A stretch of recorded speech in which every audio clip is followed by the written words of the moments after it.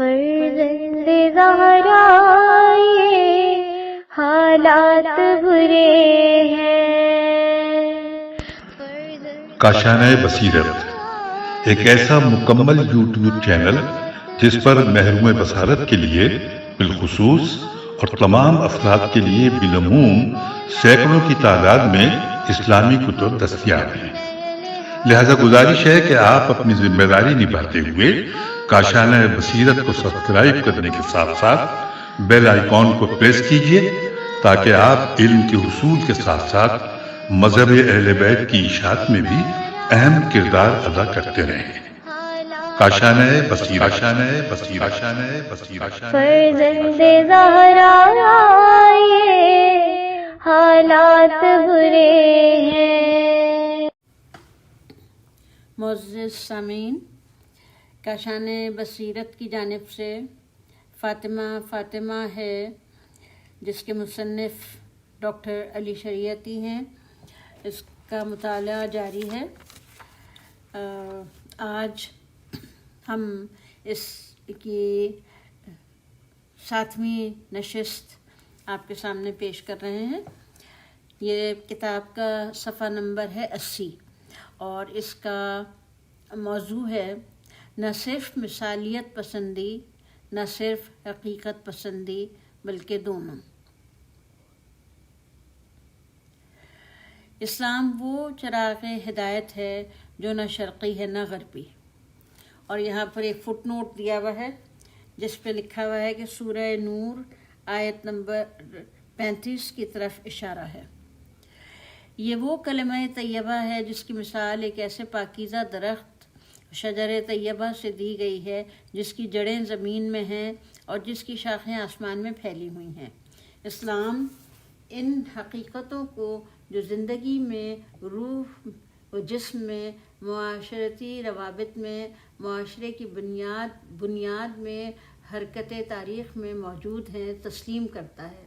اسلام کی یہ روشن مثالیت پسندی کی ضد ہے اور حقیقت پسندی کے روش کے مماثل ہے، لیکن اسلام حقیقت پسندانہ مکتب فکر کے برخلاف ان حقیقتوں کو تسلیم کرنے کے باوجود قبول نہیں کرتا، بلکہ ان کو بدلتا ہے، ان کی ماہیت کو اپنی انقلابی روش کے لیے ذریعہ منقلب کرتا ہے، انہیں اپنے آئیڈیل کے سانچے میں ڈھال لیتا ہے، ان موجودہ حقیقتوں کو اپنے اعلیٰ مقاصد کے حصول کا ذریعہ بناتا ہے، جو عقیدت پسندوں کی طرح حقیقت موجود کے آگے سر تسلیم خم نہیں کرتا، بلکہ موجود حقیقت کو اپنی حقیقت مقصود کے تابع کر لیتا ہے۔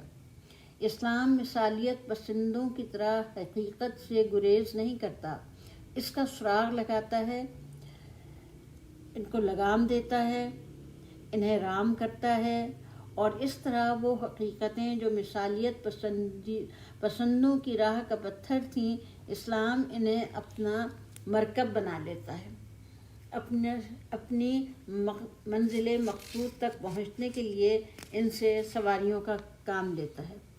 مثلاً غیر شرعی ازواج کانکیوبائن کے مسئلے کو لیجیے، جو یورپ سے ایک غیر قانونی، ناپاک اور قابل نفرت حقیقت سمجھے جانے کے باوجود پوری قوت کے ساتھ موجود ہے، اور یورپی ممالک کے علاوہ امریکہ اور بہت سے دیگر مذہبی ممالک اور مذہبی گروہوں میں نہ صرف رائج ہے بلکہ مزید پھیلتا جا رہا ہے۔ اسلام نے مخصوص حالات اور شرائط کے تحت طلاق اور اس کے بعد دوسری شادی کی اجازت دے کر ایک حقیقت کو تسلیم کیا ہے۔ حقیقت کو تسلیم نہ کرنے سے حقیقت مٹ نہیں سکتی، بلکہ اپنی جگہ موجود رہتی ہے اور اس کے ساتھ ہی آپ کے دسترس اور قابو سے باہر ہو جاتی ہے۔ اسلام نے اس حقیقت کو تسلیم کر کے اس پر تسلط حاصل کر لیا اور قانونی اور شرعی جواز عطا کر کے اسے اپنی شریعت اور قانون کا پابند کر دیا۔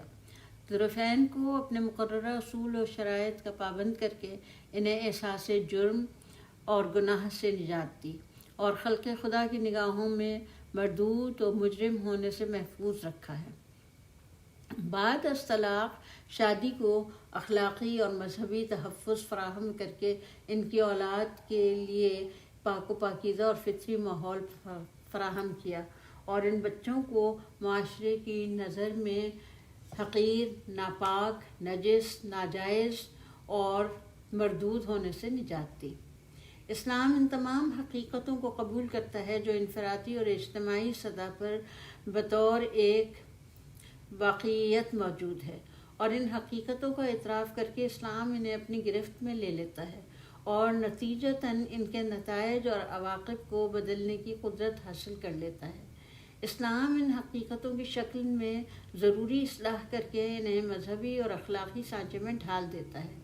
نتیجہ یہ ہے کہ حقیقت کی حیت اور ماہیت دونوں کی اصلاح ہو جاتی ہے، اور یہ حقیقت موجود کا اعتراف کرتی ہے، جو ہمیں یہ موقع فراہم کرتا ہے کہ ہم ان موجود حقیقتوں کی اصلاح کر سکیں، ان پر قابو حاصل کر سکیں، ان پر تسلط پا سکیں۔ حقیقت موجود کا انکار کر کے ہم حقیقتوں کو خود پر مسلط کر لیتے ہیں، پھر بجائے اس کے کہ ہم ان حقائق کو اپنی مرضی اور ارادے کے مطابق بدل سکیں، یہ حقائق ہمیں اپنی مرضی اور ارادے پر چلاتے ہیں، جدھر چاہتے ہیں وہاں لے جاتے ہیں۔ چنانچہ ہم دیکھتے ہیں کہ ایک حقیقت پسند کے مقابلے میں جو ہر حقیقت موجود کو خواہ وہ اچھی ہو یا بری قبول کر لیتا ہے، ایک مثالیت پسند جو ہمیشہ حقیقت سے چشم پوشی کر کے خیالی اور مثالی باتوں کے متعلق سوچتا ہے، اپنی عملی زندگی اور ان موجود حقیقتوں کے آگے زیادہ مجبور اور بے بس نظر آتا ہے۔ اس کی وجہ یہی ہے کہ حقیقت پسند تو حقیقتوں کو جانتا ہے اور پہچانتا ہے، لیکن مثالیت پسند ان کی طرف سے آنکھیں بند کیے ہوئے ہے، اور جب وہ عملی زندگی میں ان حقیقتوں سے دوچار ہوتا ہے تو بری طرح مغلوب ہو جاتا ہے۔ کیا ہم نہیں دیکھتے کہ وہ لڑکیاں جو قدامت پسند ماحول میں پرورش پاتی ہیں اور جو اپنے گھر کے پائیں باغ میں سیر کرتے اور حوض کا نظارہ کرتے وقت بھی اپنے چہروں کو نقاب سے چھپائے رہتی ہیں کہ کہیں حوض کی نرم مچھلیاں ان کے چہرے کو نہ دیکھ پائیں، جب وہ عملی زندگی میں قدم رکھتی ہیں تو انہیں کس قدر دشواریاں پیش آتی ہیں، کیونکہ وہ اپنے دست و بازو سے کام لینے اور وقت کے دریا میں تیرنے کی صلاحیت سے محروم ہوتی ہیں۔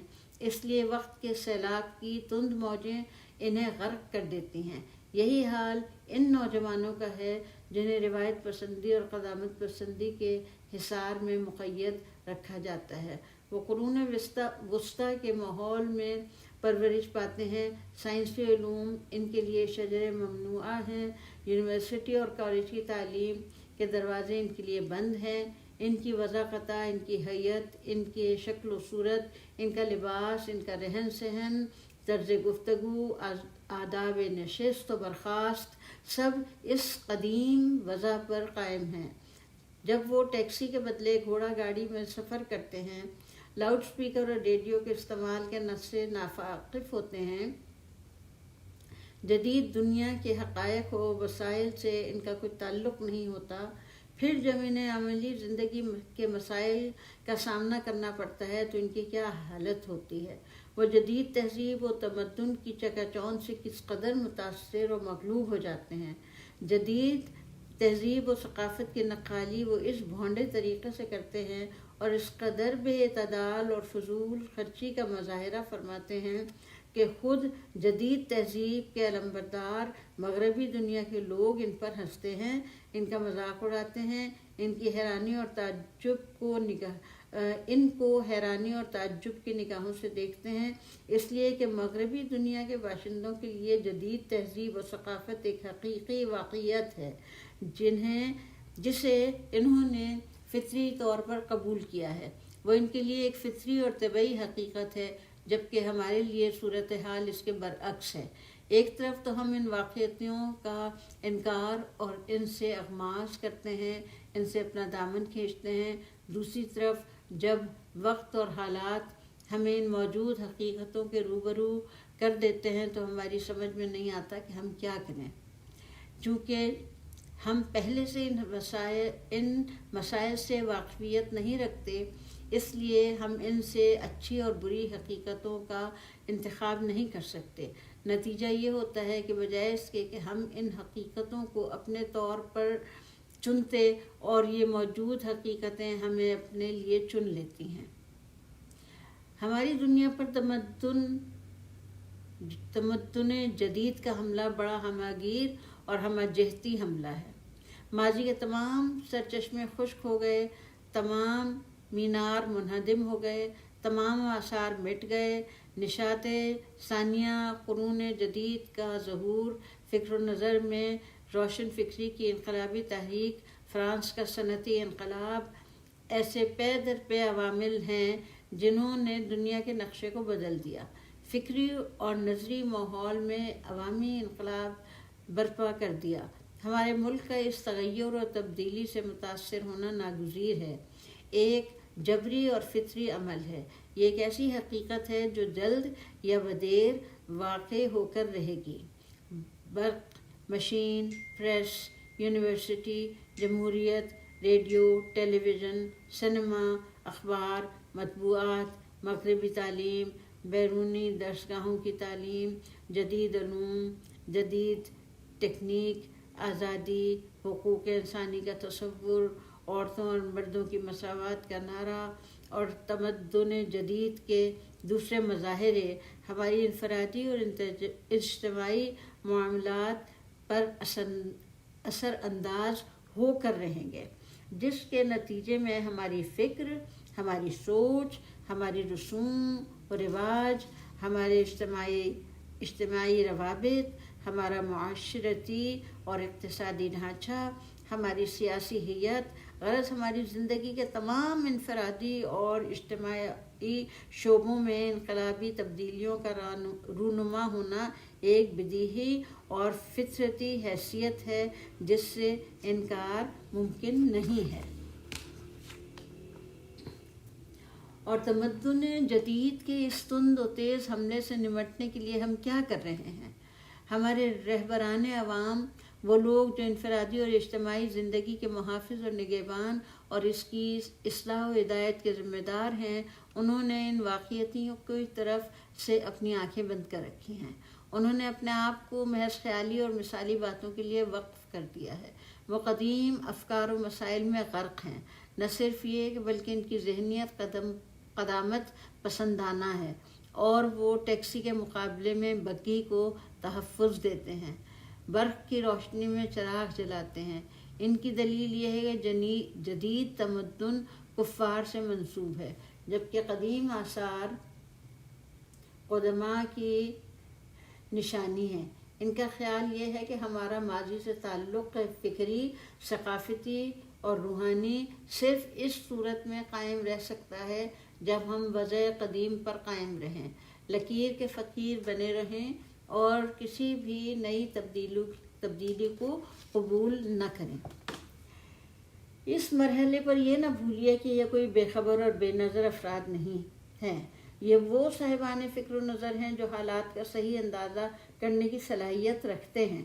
یہ درست طور پر اس بات کی پیش بینی کرتے ہیں کہ تمدن جدید کا سیلاب ہمارے معاشرے کو فکری اور اخلاقی اعتبار سے پستی کی طرف لے جائے گا۔ یہ جدید حقیقتیں اور یہ تازہ واقعات جو ظہور میں آئے ہیں، ہماری ثقافت، ہماری اقدار، ہماری روحانی پاکیزگی، ہمارے ایمان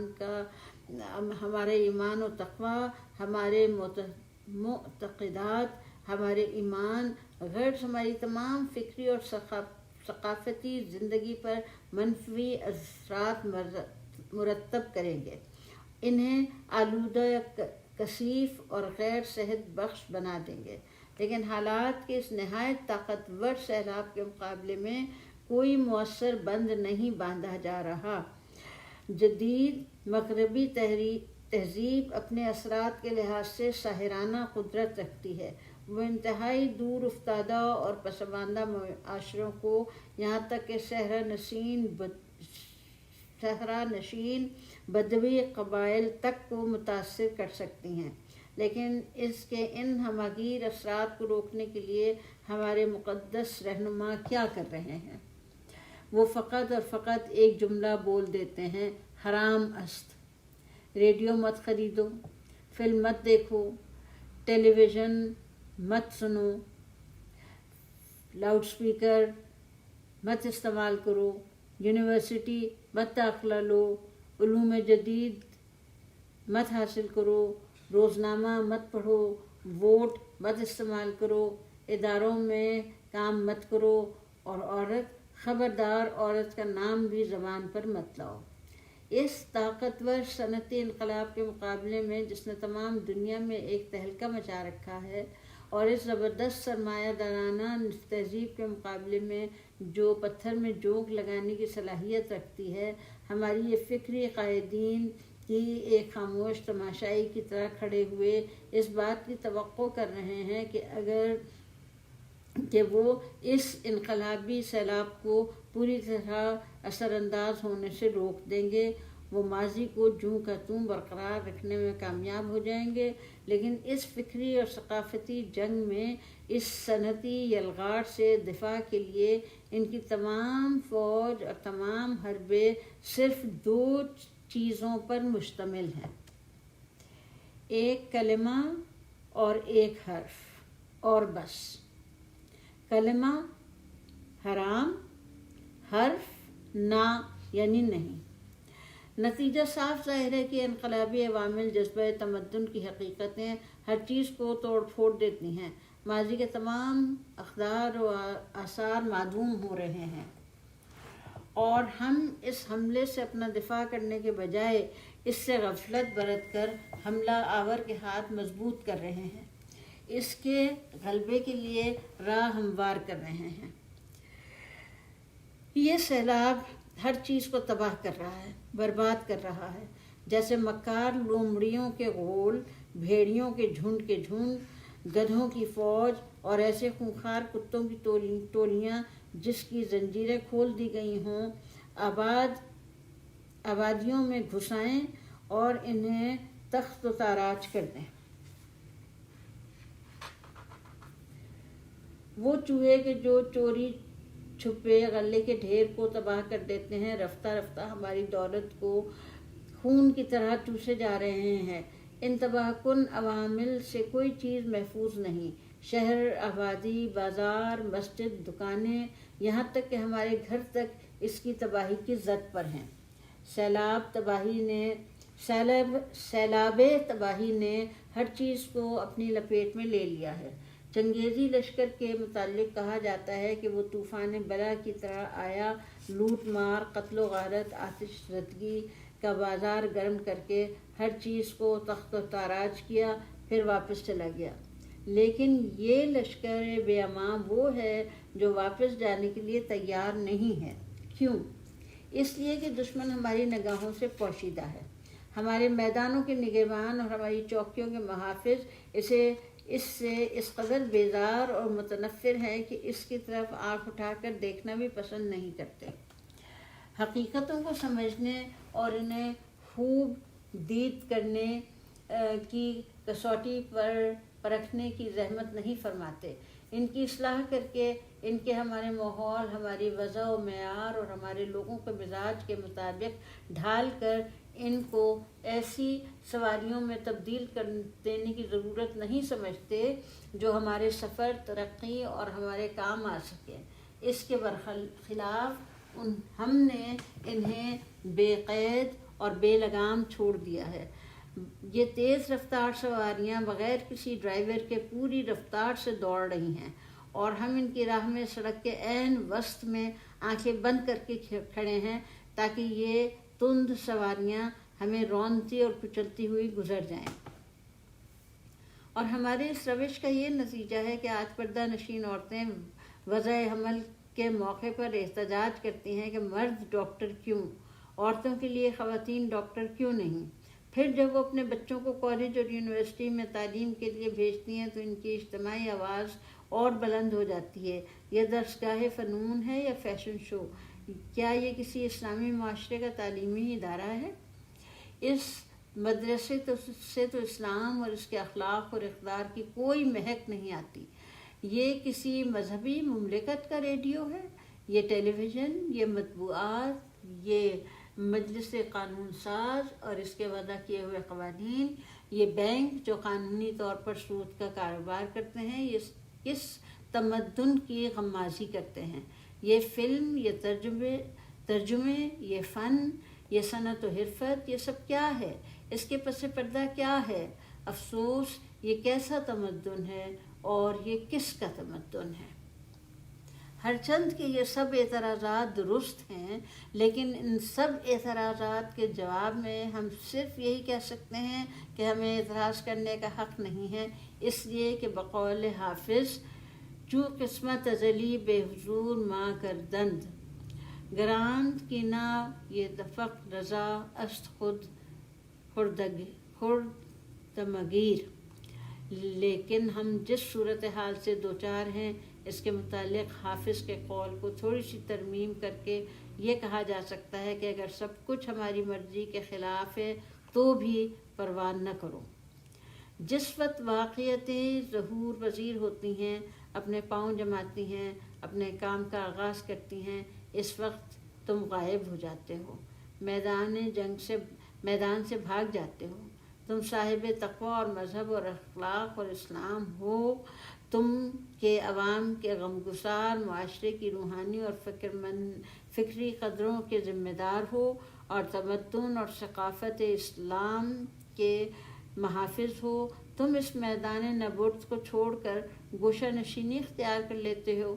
اس کا فطری نتیجہ یہ ہے کہ صنعتی تمدن اور علم جدید معاشرے پر اپنا تسلط جما لیتا ہے.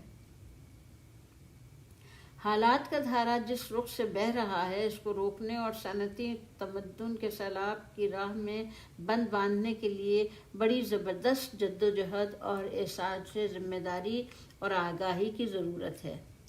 یہ راہ پرخطر راہ ہے. یہ ذمہ داری کمر توڑنے والی اور یہ مسئولیت ایثار طلب ہے. وہ لوگ جو عوام کو جھوٹی تسلیاں دے رہے ہیں، انہیں صبر و سکون کی تلقین کر رہے ہیں، ان کے چہروں کو بقا اور تحفظ کی آس دلا رہے ہیں جن کا باقی رہنا ممکن نہیں، اس بیمار کی صحت کے بارے میں تسلی دے رہے ہیں جو مرنے والا ہے، جو لوگوں کو حقیقی خطرات سے آگاہ نہیں کر رہے ہیں، وہ اس معاشرے کو ان خیالی اور فرضی باتوں کو قبول کرنے کے لیے آمادہ کر رہے ہیں جو قبول کیے جانے کے قابل نہیں ہیں. وہ لوگوں کو غفلت کا رویہ کا شکار کر رہے ہیں. وہ معاشرے کو کمزور، جامد اور غیر فعال بنانے کے ذمہ دار ہیں. وہ لوگ جو چاہتے ہیں کہ معاشرہ فعال اور متحرک ہو جائے، وہ ان دو رازکار چیزوں کا دفاع نہیں کر سکتے جو اس قابل نہیں ہے کہ ان کا دفاع کیا جائے. وہ دھوکے کے ذریعے عوامی مقبولیت حاصل نہیں کرتے، وہ مذموم باتوں کی مدح و ثنا نہیں کرتے، تو وہ ہاتھ پر ہاتھ دھر کر بیٹھنے والے اور حقیقت کو آگے سے فرار کرنے والے نہیں ہیں. وہ موجودہ حقیقتوں کو، ان واقعیت کو جو ہمارے معاشرے پر انداز ہو رہی ہے، نظر انداز نہیں کرتے، ان کا اعتراف کرتے ہیں، ان کے اثرات کا جائزہ لیتے ہیں اور معاشرے کو ان کے مضر اثرات سے محفوظ رکھنے کے لیے پوری قوت اور شدت سے جدوجہد ہے. پر وہ لوگ جو اس حقیقت کو سمجھتے ہیں کہ زمانہ ساکن نہیں ہے، متحرک ہے، معاشرہ ہمیشہ ایک ہی ڈگر پر قائم نہیں رہتا بلکہ اپنے پیر تبدیل کرتا رہتا ہے، اس بات کا بھی احساس ہے کہ دنیا کے طاقتور ترین انقلابی عمل کا رخ ہماری طرف ہے اور وہ ہمارے معاشرے میں انقلاب برپا کرنے کا قصد کیے ہوئے ہے. یہ وہ لوگ نہ اس قدر بے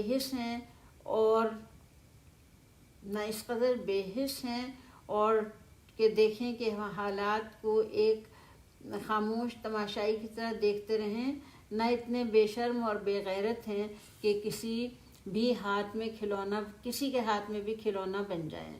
اور نہ اس قدر بے شعور ہے کہ جب یہ دیکھیں کہ سیلاب بلا شہر کو اپنی زد میں لیے ہوئے ہے، اپنے گھر کے دروازے بند کر کے بیٹھ رہے ہیں، اور یہ سمجھ لیں کہ اس طرح وہ ان کے بیوی بچے تباہی سے محفوظ رہ سکیں گے، مگر وہ اس قدر نافہم اور غلط ہیں، انہیں غلط فہم ہیں، نہیں ہیں کہ حال اور ماضی کے فرق کو نہ سمجھ سکیں، یہ نہ سمجھ سکیں کہ آج صورتحال ماضی سے یکسر مختلف ہے۔